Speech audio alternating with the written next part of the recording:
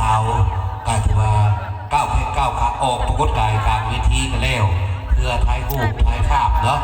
เอาสักนิดว่าขอเฮ็ดเซิร์สำหรับทั้งทางห้องเรียนกินปัญญาเนาะขึ้นมาเปิดเป็นทางการเนาะเอาสักนิดว่าขอเฮ็ดเซิร์กันเลย